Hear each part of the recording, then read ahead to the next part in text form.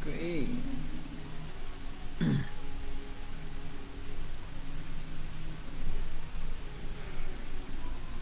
Okay, magandang gabi po sa inyong lahat, sa lahat ng makaka-join sa ating talakayan, sa pagtalakay sa gabing ito, at sa lahat din ng makakapanood ng recorded video ng live na ito. So, ngayong gabi, ating ipagpapatuloy ang ating pag-aaral sa mga salita ng Panginoon sa Isaiah chapter 50. And hopefully ay matapos natin ang kabanatang ito sa gabing ito.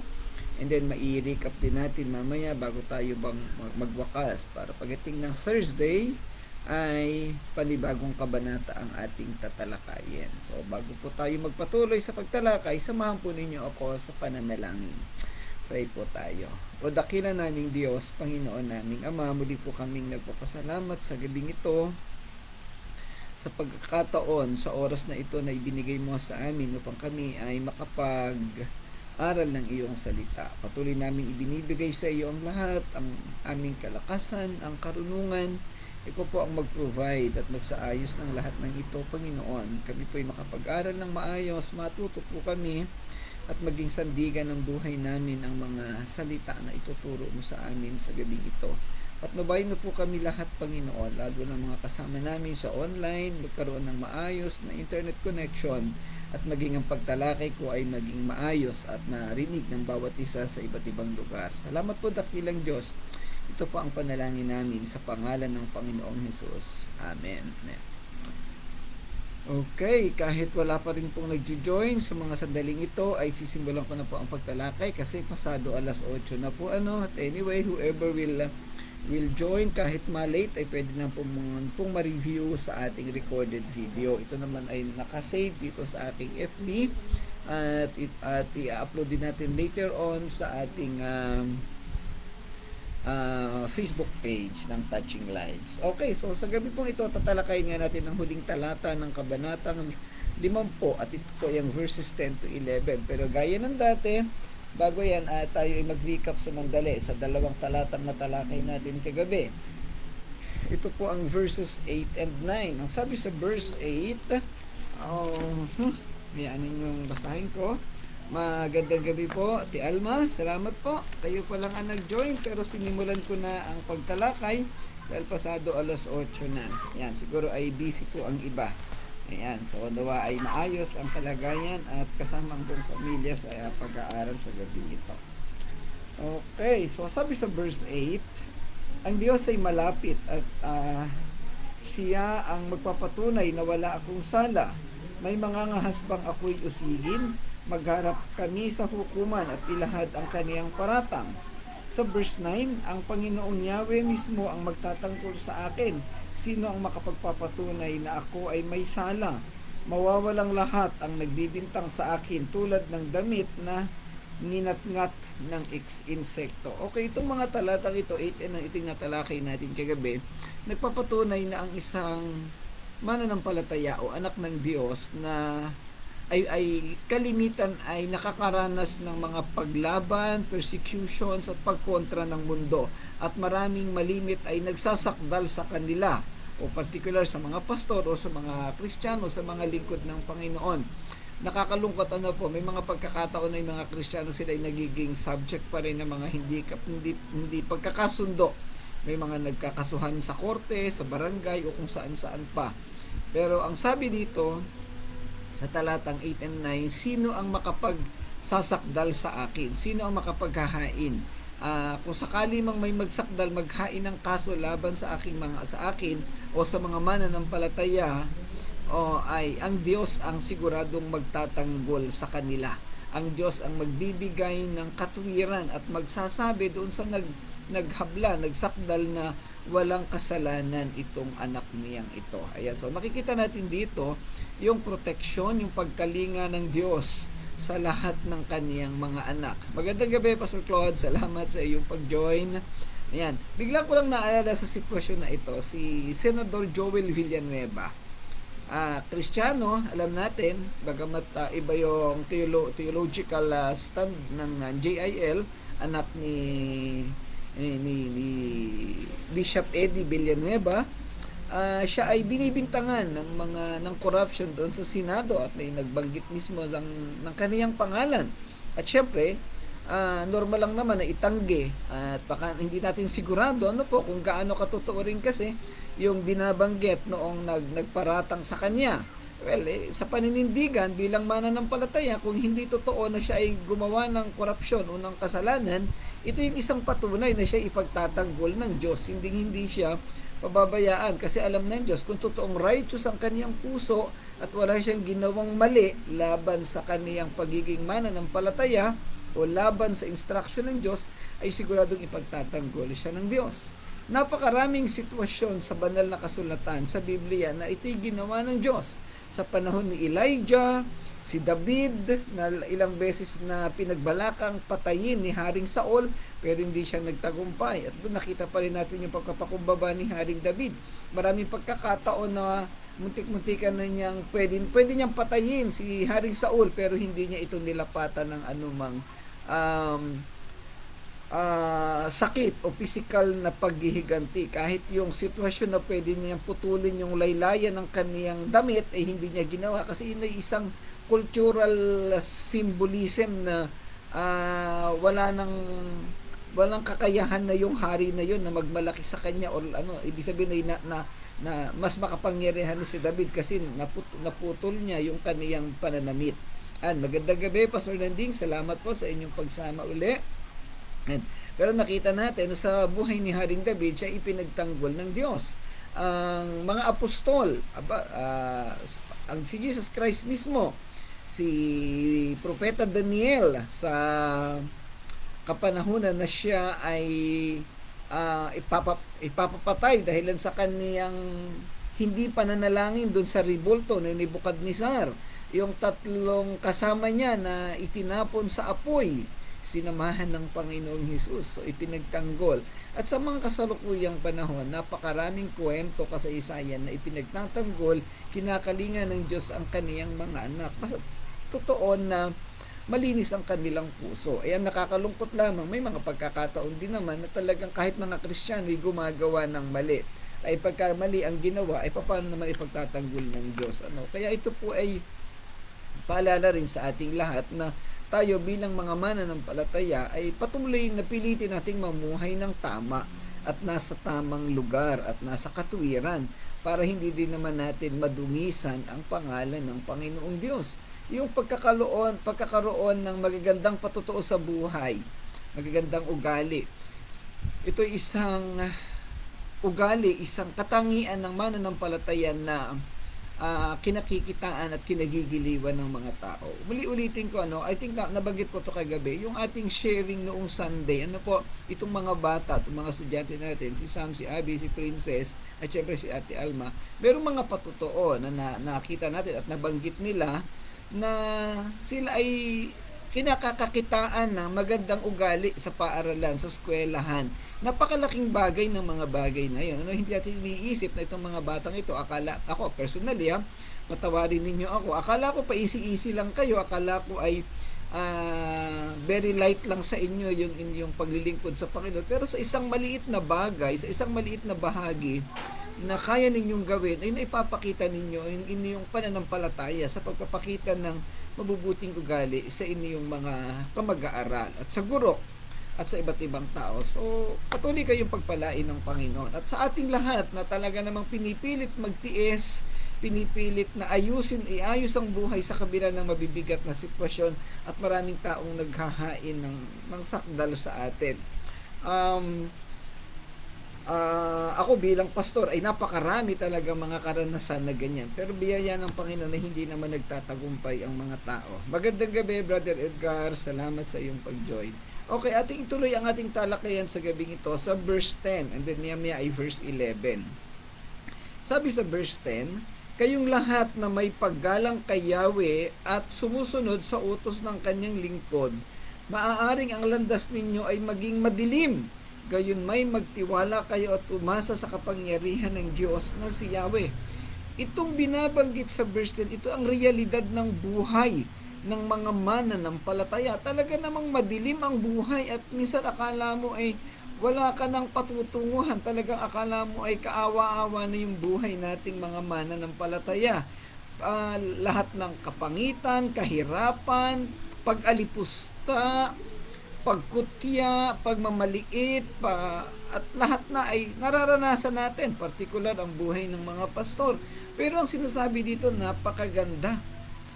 Maaaring landas ninyo ay maging madilim, gayon may magtiwala kayo at umasa sa kapangyarihan ng Diyos na si Yahweh. Anumang level ng hirap, anumang problema at kabigatan o paglait o pagmamaliit na maranasan natin sa mundo, huwag tayong susuko, huwag tayong bibigay kasi ang Diyos ay kasama natin.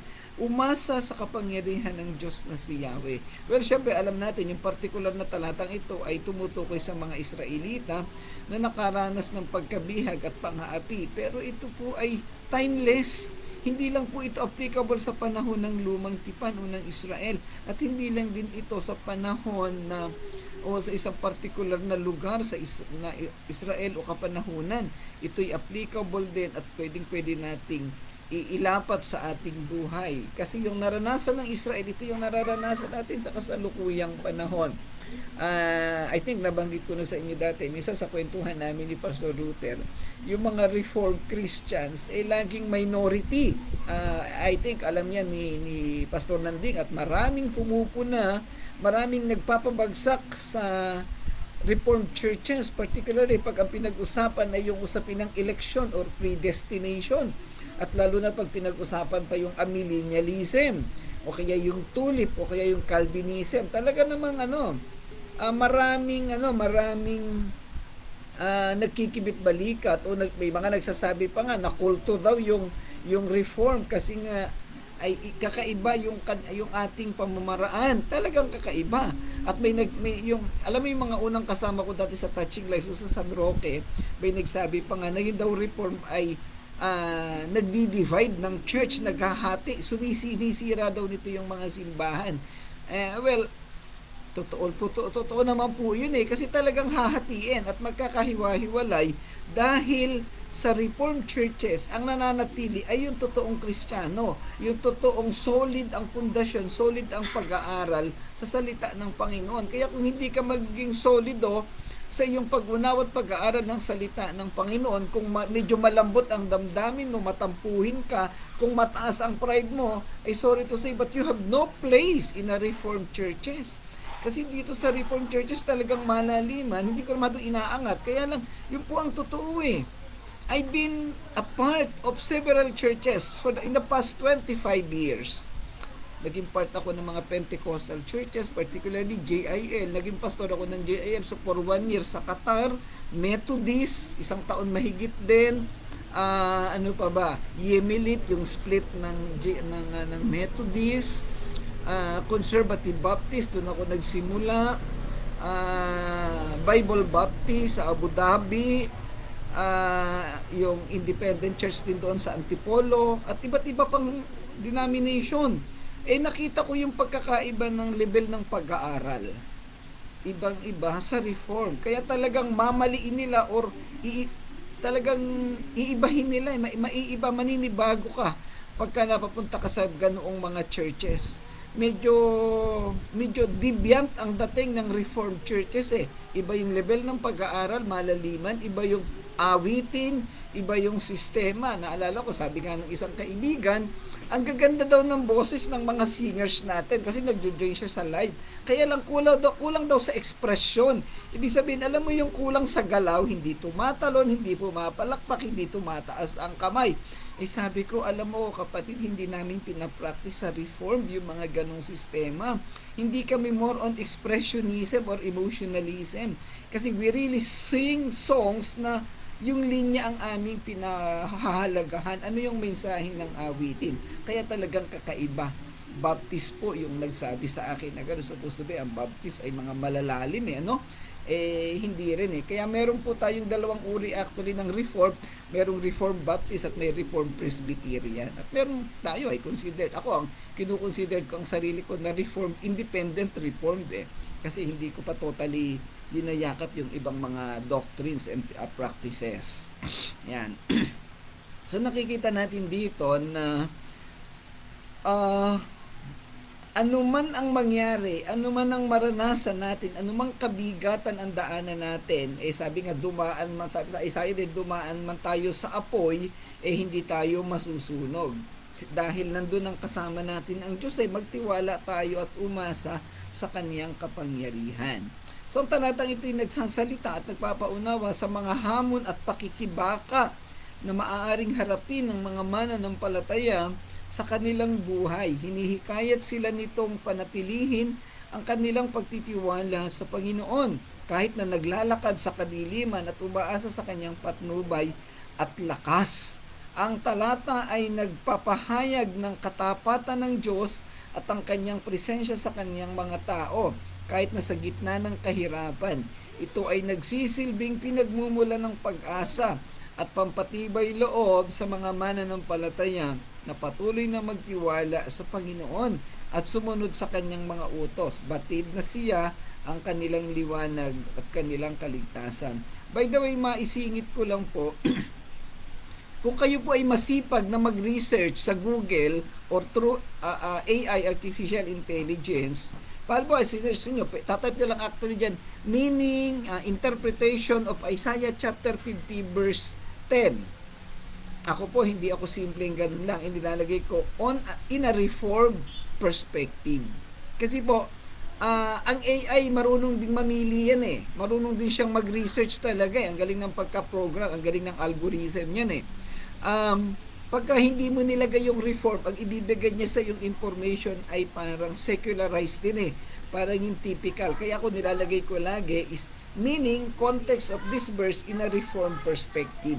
Kasi para mas makikita natin. At nakita ko ang laki ng pagkakaiba ng ibinibigay na information ng AI kaysa doon sa mga walang reform perspective. Ayan. Ang talatang ito ay may dalawang implikasyon. Una, ito ay isang pangako na ang bawat lingkod ng Diyos ay lumalakad sa liwanag. Madilim man, maliwanag pa rin. Liku-liku man, matuwid pa rin. Mabigat man, nagiging magaan. Masakit man, ay kinakaya. Yan, magandang gabi, Nanay Gertrude. Salamat po sa inyong pag-join. Ayan, hinihikayat ni Isaiah sa mga tao na lumabas sa kanilang kadiliman at tanggapin ng Diyos dahil ang mga tapat na kumakapit sa Kanya ay mapapalaya mula sa kadiliman. Pangalawa, maaaring tinanggap ng isang tao ang Diyos at nagpasya na sumunod sa Kanya, ngunit makakaranas pa rin ng kadiliman o mga kahirapan. Hinihikayat ni Isaiah sa mga tao na hindi palubusang tumatanggap at kumikilala sa kabuuan ng Diyos na umalis sa kanyang kadiliman at kumapit sa Diyos. Alam natin ito, maranasan man natin ng kadiliman at kahirap at kapangitan dito sa mundo, ang dulo ng lahat ng ito'y katiwasayan, kapayapaan sa piling ng Diyos. Mas gugustuhin ko na yung makaranas na ako ng hirap at sa dulong panahon ay mararanasan ko yung kahirapan. Kaya nga, for me to live is Christ and to die is gain. Samantalang kung maranasan ko na yung ginhawa, yung comfort ngayon, at sa dulo naman ay kapangitan or kahirapan, abay ayoko ng ganon kasi eternity yung dulo Ito sa pansamantala lang yung buhay dito sa mundo. Ang talatang ito ay isang makapangyarihang paalala sa mga mananampalataya na magtiwala sa Panginoon kahit sa gitna ng kadiliman at kahirapan. Hinihikayat nito ang mga may takot sa Panginoon at sumusunod sa kanyang mga utos, na patuloy na magtiwala sa kanyang soberanya at umasa sa kanya para sa patnubay at lakas. Ang imahe ng paglalakad sa kadiliman na walang liwanag ay sumisimbolo sa mga pakikibaka at hamon na maaaring harapin ng mga mananampalataya sa kanilang buhay. Hindi po smooth ang buhay ng mananampalataya sa mundo. Hindi ito comfort zone. Hindi ito peaceful. Sa halip, lahat ng negatibo pwede mong maranasan. Kasi nga tayo pinapatatag ng Diyos para pagdating natin sa kapanahunan, nasasama na tayo sa Kanya, ay wala na tayong magiging daladalang kabigatan na pagdaanan na natin lahat. Kaya nga actually ay ito yung testing point or breaking point. Babasagin talaga tayo ng Panginoon. Sasairin talaga yung every bit ng pangit sa buhay natin sa pagkatao. Yung pride mo talagang uubusin niya ng Diyos. Yung sama ng ugali mo, yung lahat. Kaya kapatid, sa lahat ng nakikinig dito, kung hindi ka pa nakakaranas ng kabigatan, idalangin mo sa Panginoon, Lord, iparanas mo na to sa akin para malinis na ako, para ma-purify na ako. Kaya alam niyo yung kantang Redeemer's Fire, yung Purify My Heart, yun ang mensahe nun Nililinis talaga tayo ng Panginoong Diyos sa lahat ng bagay na mayroon tayo. At hindi hahayaan ng Panginoon na may matira sa atin kahit katiting na pangit sa ating pagkatao. Talagang lilinisin niya tayo. Kaya okay lang na maranasan natin. Kasi ang sabi naman, ang pangako, in the end, kasama natin ang Diyos. Yung kapangyarihan niya ang gagabay sa atin. Ibig sabihin, so walang dapat ikatakot, walang dapat ipag-alala. Meron na bang namatay sa gutom?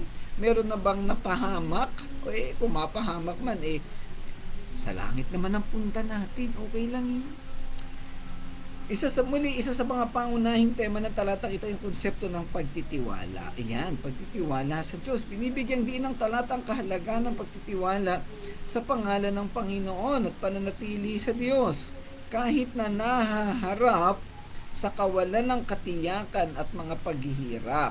Binibigyang diin nito ang pangangailangan para sa mga mananampalataya na magkaroon ng pananampalataya sa katangian ng Diyos at sa kanyang kakayahang gabayan sila sa mapaghamong panahon. Sa kabila ng kahirapan, kumapit, mangunyapit, manatili sa Diyos. Lahat tayo nakakaranas ng kahirapan. Hindi ko na kailangang isa-isahin ang mga personal na experience at karanasan. Ako mismo, pag nagkwento ako ng aking mga bigat sa buhay, mga daladala ko sa puso't isipan ko, babaha ng luha dito sa harapan ko. Mauubos yung lahat ng basahan dito sa pampunas ng luha. Kaya hindi ko nasasabihin, pagka kayo pa rin ang nagkwento, ganoon pa rin. Pero ang isang bagay na dapat nating makita at maunawaan sa kabila ng lahat ng ito, nandyan ang Diyos. Dapat natin siyang pagtiwalaan dahil hindi niya tayo iiwanan, hindi niya tayo pababayaan. Dapat natin laging maging gabay ang kaniyang salita at ang mga pangako sa Biblia. Halimbawa, yung the Lord is my shepherd. Yan, halimbawa, yung lumapit kayo sa akin, kayong mga napapagal at kayo'y aking pagpapahingahin.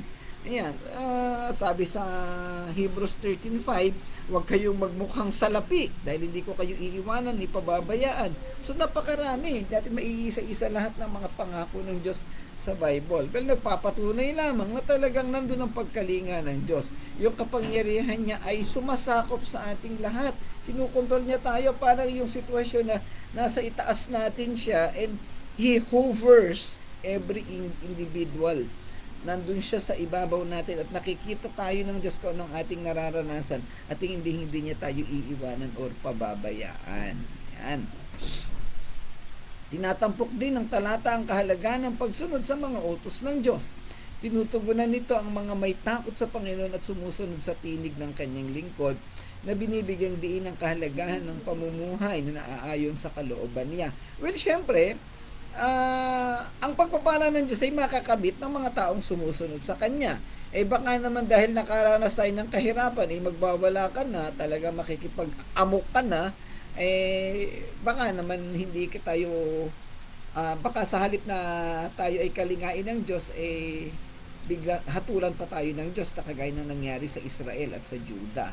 Yan. Kaya ang sinasabi ng talata na to, kahit na anong mangyari sa atin, manatiling tapat, manatiling nakakapit, piliting gumawa ng mali. Kaugnay ng mga natalakay natin nung Sunday, kahit nagawan ka ng mali, patawarin mo pa rin sila, mahalin mo pa rin sila. Mga kapatid, ang totoong pagmamahal ay yung mahalin mo yung taong hindi ka mahal-mahal. Yung ibigin mo't mahalin, pag malasakitan mo yung taong tinatalikuran ka, dinadabugan ka, inaaway ka, dinuduraan ka. Yun po ang totoong sukatan ng pagmamahal na totoo. Ayan. Kung may question po kayo, wag po mahihiyang magtanong, pwede po natin ipaliwanag ang mga bagay na iyan. Okay, punta tayo sa huling talata, verse 11. Kayo namang nagbabalak magpahamak sa iba, ang siyang magdurusa sa inyong binabalak. Kahabag-habag ang sasapitin ninyo, sapagkat si Yahweh ang gagawa nito. Ito naman ay kabaligtaran. Sa verse 10, nakita natin yung protection sa mga mananampalataya, sa mga kumakapit at nananatili sa Diyos. Ito naman ay kaparusahan sa mga gumagawa ng mali. Kaya nga sabi natin kanina, paalala sa pagtatapos ng verse 10, ay doon ka sa tamang gawa. Kaya nga nabigay kong halimbawa, si Senator Joel, kung talagang nasa tamang landas siya, at kung talagang wala siyang kinurakot o wala siyang involvement doon sa kung anumang scam doon, di Panginoon ang bahalang magtanggol sa kanya. Pero kung siya'y nagsisinungaling at nagpapalusot dahil nahuli or may pride, Panginoon din ang magpaparusa sa kanya. Sa verse 11 siya babagsak. Kayo namang nagbabalak magpahamak sa iba, ang siyang magdurusa sa inyong binabalak. Kahabag-habag ang sasapitin ninyo, sapagkat si Yahweh ang gagawa nito. Bagamat mapagmahal si Yahweh, mapagkalinga siya, siya ay matapang din at pwede niya tayong parusahan.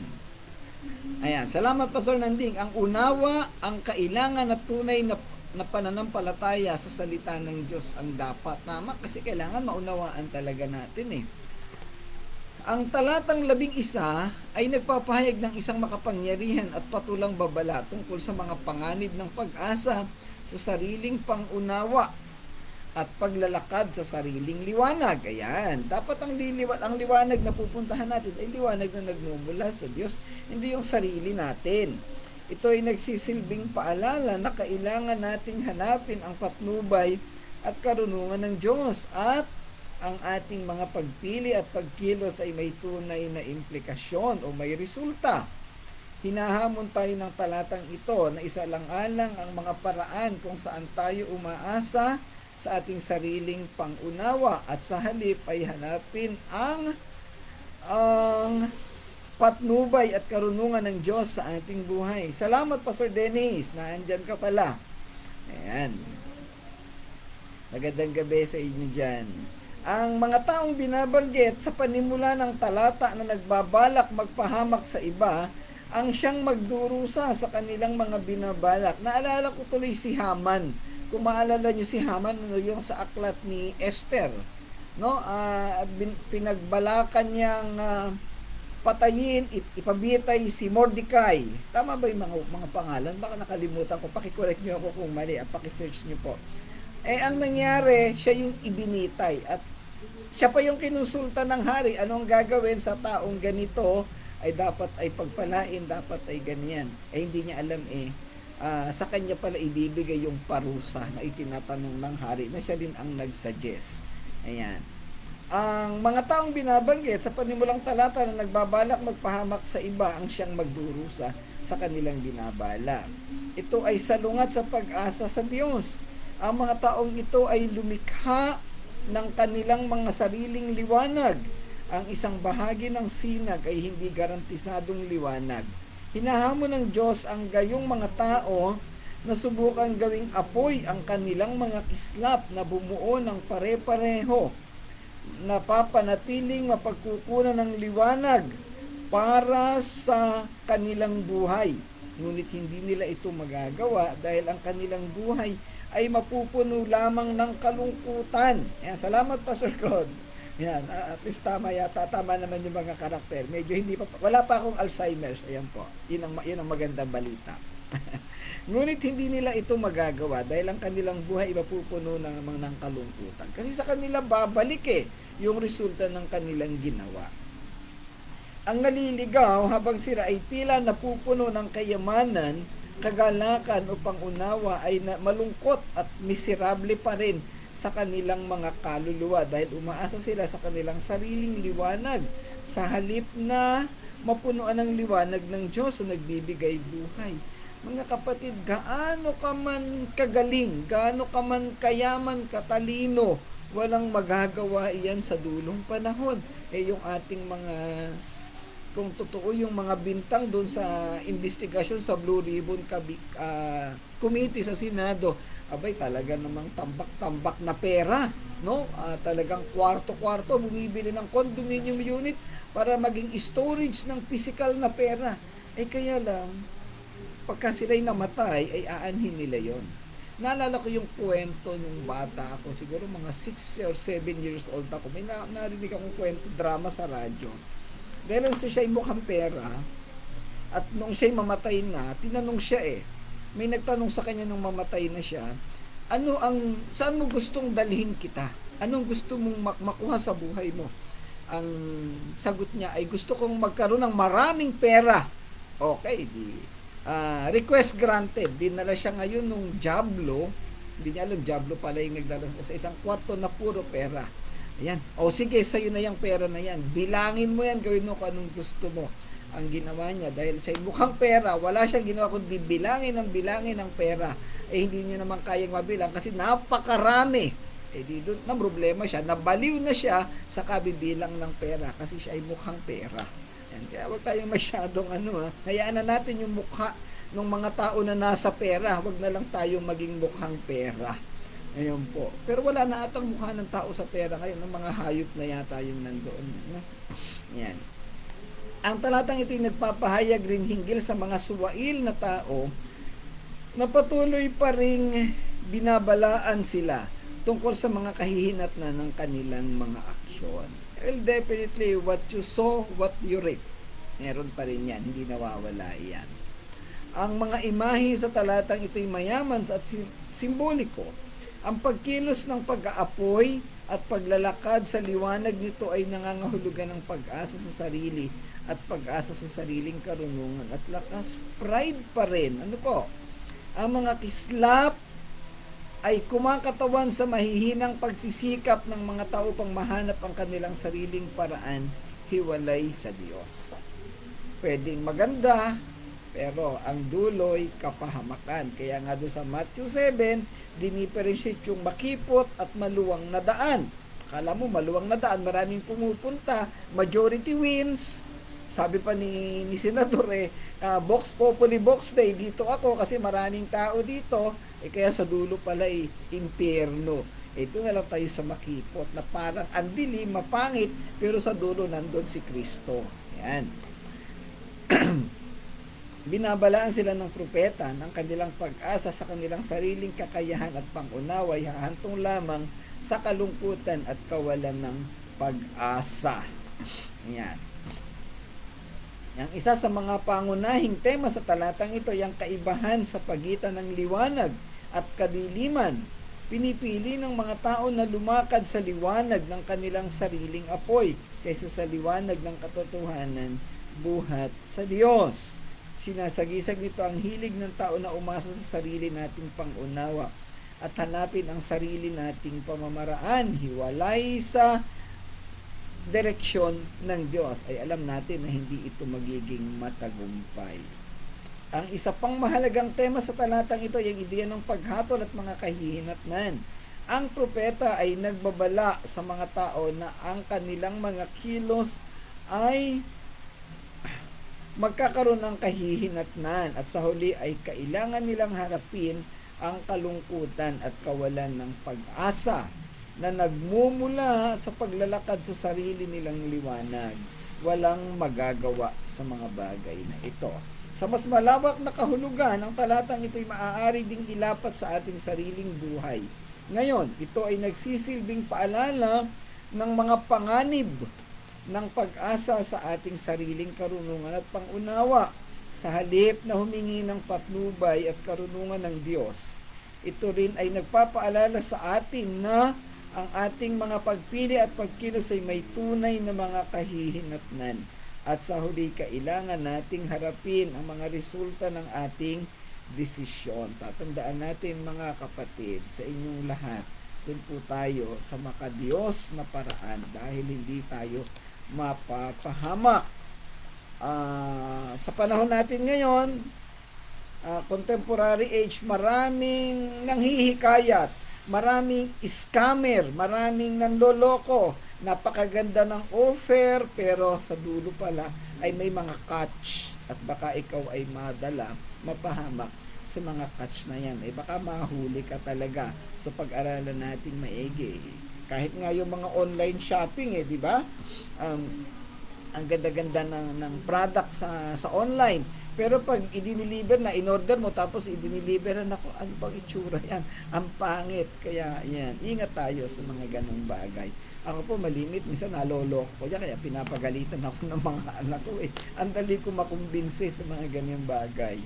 Okay, so yun po, ang tema ng talatang 10 at 11 ay yung pagsama ng Diyos at pananatili natin sa Diyos. Kung pangit man ang sitwasyon, basta kasama natin ng Diyos, basta nasa tamang lugar tayo, wala tayong dapat ikatakot. Di naman gumagawa ng mali, ay siguradong hindi nila sila sasamahan ng Diyos. Bilang pagwawakas sa ating pag-aaral sa gabing ito, atin pong balik-aralan ang buod ng kabanatang 50 o 50. Sabi dito, ang pangkalahatang mensahe ng Isaiah 50 ay tungkol sa masunuring lingkod na makakaranas ng mga kabigatan o mga pagdurusa habang ginagampanan ang kanyang ministeryo. Siyempre, tumutukoy ito sa Panginoong Hesus, sa mga propeta, sa apostol, at sa mga pastor, at sa mga ibang miyembro ng simbahan na tapat na naglilingkod at sumusunod sa mga tagubilin at utos ng Diyos. Subalit sa kabila ng pagsunod, ay nakakaranas sila ng mga kahirapan, ng mga pagdurusa. Kaya nga binanggit pa rin doon sa verse 10, Pero sa kabila ng lahat ng ito, kailangan nating manatiling nakakapit at sumusunod sa Diyos. Dahil sa dulo, hindi tayo iiwanan ng Panginoon. Siya pa rin ang kasama natin, siya ang magtatanggol sa atin, siya yung mag-justify, mag-vindicate sa ating mga ginagawang tama. Bigla ko na po naalala, ito po'y personal, ipagpaumanin po ninyo, 10 years ago, ilinaban naming mag-asawa yung pag-alis namin doon sa isang simbahan na Prosperity. I think si Nanay Gertrudes naka-attend doon sa PUP. Tama po ba, Nay? Kasi mga taga Santa Rosa, dinadala nila yan dyan, sinusundo Ayan. Umalis kami doon noong 2050 at nung panahon na nakipaggulo kami. Kalaban namin ang aming mga anak at kami ay iniwanan ng mga anak namin. Mas pinili nila yung mali kaysa doon sa tama kasi kami daw ang mali, sila daw ang tama. Yung pastor daw nila ang tama. Pero just several months ago, nakita nila at na-realize nila na kami yung tama at mali ang kanilang pinuntahan. So yun po, merong vindication na ginagawa ang Diyos. Basta manatili lang tayo sa kung ano ang tama at ipapakita at gagawin ng Diyos kung ano ang nararapat. Kaya mga kapatid, search the Word of God, search the Scripture. Manatili tayong mag-aral para maunawaan natin yung tama, para hindi tayo maligaw. Tumagal man ang panahon ng vindication, as long as tama ka, hindi yan mawawala. Dadating at dadating ang panahon, i-justify at ibibigay ng Panginoon ang sistema. Opo, salamat Nanay Gertrude kasi si Tita Munet ay nasa network ni Mrs. yan Tapos yung asawa niya sa akin naman. Yan, at least kayo doon sa kabila ng mga grupo. Ayan, at least ngayon tayo pong lahat ay nakalaya na doon sa anong yan. At si Sister Irene ay ganoon din. Yan. Para sa kaalaman po ng lahat, kaalaman ng iba, si Nanay Gertrudes ay mga kasama po namin yan dati sa Winner Church. Ayan. Okay, so sa ating pong pagpapatuloy, binibigyan din ito na ang tunay na lakas ay nagmumula sa tapat na pag-asa sa Diyos, hindi sa pag-asa sa sarili, at nagbabala laban sa mga taong lumikha ng kanilang sariling liwanag. So makikita natin dito yung pagtayo, paninindigan ng lingkod ng Panginoon. Kahit anong hirap niyang maranasan, kahit na anong panlalait na gawin sa Kanya, kahit na anong pagmamaliit sa Kanya, ay tuloy-tuloy pa rin siya. Ayan. Okay. Yung katabi ko dito, biglang may dumating dito sa church, kapatid. Na, kahit anong pagmamaliit sa'yo ng tao dyan, kahit anong panlalait, manatili ka lang kasi wala ka namang ginagawang mali. Ayan. So, yung mga tema ng kabanata, unay, naghihirap na lingkod, nabanggit na natin. Okay. Pagsunod at pagtitiwala, and then yung kapangyarihan at pagpapalaya ng Diyos kahit anong gawin natin, o kahit anong mangyari, palalayain tayo ng Panginoon. Kabaligtaran sa pag-asa sa sarili, yung binabanggit nga kanina doon sa verse 11, no? Babaligtad. Yung umaasa sa sarili, sila yung mawawalan, pero yung umaasa sa Diyos, sila yung magkakamit ng walang hanggan na kapayapaan. And then, syempre, yung messianic prophecy, ang lingkod ay ultimately tumutukoy kay Jesus Christ. Pero sa practical na aplikasyon, ito po'y tumutukoy sa ating lahat. Opo, Nanay Gertrudes, merong church na sinimulan si Tita Monet. There was a time na nag-join din siya dito sa ating gawain. Ayan. Tinawag daw siyang pastora. Hindi ko po, ayan po. Ayan. Alam ng lahat dito yung paninindigan ko dyan . Okay. Siyempre, isa pa sa tema ng kabanatang ito yung pagpapatunay ng pag-asa. Kung tayo nasa tamang lugar, siguradong kakampi natin ng Diyos at siya magbibigay sa atin ng pag-asa. Okay, sa pagwawakas po ng kabanatang 50 o 50, lagi lang po nating tatandaan, tayong lingkod ng Diyos, tayo'y pinili niya at siya ang mag-aalaga sa atin. Siya yung magkakandili, siya yung magbibigay ng comfort. Kung may pagkakataon na parang madilim ang sitwasyon natin, hingi natin sa Panginoon ng kaliwanagan. Sa dami na po ng naranasan kong hirap at bigat, sakit ng damdamin, sakit ng puso, sakit ng isip, sakit ng katawan, sa dulo'y pinapakita ng Panginoon kung ano ang kaniyang kaparaanan. Pagkamat may mga ilang bagay na hindi ko pa rin totaling maunawaan, na talagang mabigat pa rin sa damdamin at sitwasyon, pero ako po'y naniniwala na sa dulo ng lahat ng ito, may resulta at may kaparaanan ang Panginoon. Manatili lang po tayo. Kung ano man ang pinagdaraanan mo ngayon, may mabigat kang sitwasyon, alam ko ang iba sa atin, o halos lahat sa atin na may mabigat na sitwasyon, patuloy mo lang iasa, idulog sa Panginoon, siguradong may katugunan ang Panginoon sa lahat ng bagay na iyan. Ayan, so, napakaganda ng nilalaman ng chapter 50. Ako personally, ang dami kong natutunan, nakarelate ako sa mga bagay na to, sana kayo din. So sa linggo po, tatalakayin pa natin uli yung huling bahagi na ito, verses 8 to 11. Ano po? And then, kung meron po kayong mga dagdag na katanungan o reactions, pwede po kayong mag-chat sa GC o mag-comment sa ating video para mapag-usapan po natin. Personally, pwede kayong mag-chat sa akin at matalakay natin. Kasi, napakasarap na pag-usapan ng mga bagay na ito. So, pansamantala, tatapusin natin ang ating talakayan sa gabing ito at tayo magbabalik sa Webes sa chapter 51. Bukas ay Merkules prayer meeting, wala po tayong devotion bukas. Iba yung devotion natin bukas. At si Sister Irene ang mamamahala doon. Okay, so samahan po ninyo ako sa pagwawakas na panalangin. Tayo po'y manalangin. Ama naming Diyos na dakila sa lahat, salamat po muli, Ama, sa gabing ito, sa biyaya, sa pagsama, sa karunungan na pinagkaloob mo sa amin. Salamat sa bawat isa na nag-join sa salita, sa pag-aaral mo ng salita, sa pag-aaral ng salita mo sa gabing ito. Nawa, Panginoon, ng bawat isa ay natuto, nakaragdag ng kaalaman ng aming pagtalakay. At ang bawat isa ay magkaroon na ang masaya, mapayapa at buhay na kalugod-lugod sa iyo at patuloy na umaasa sa iyong biyaya. Tulungan mo pagpalain ng bawat isa, Panginoon. Patuloy namin pinagkakatiwala sa iyong lahat-lahat ng buhay namin. Samahan mo po kami, Ama at Gabayan, at lagi ka naming maparangalan at papupurihan. Ito'y dalangin namin sa pangalan ng Panginoong Hesus. Amen. Amen. Okay, maraming salamat sa inyong lahat.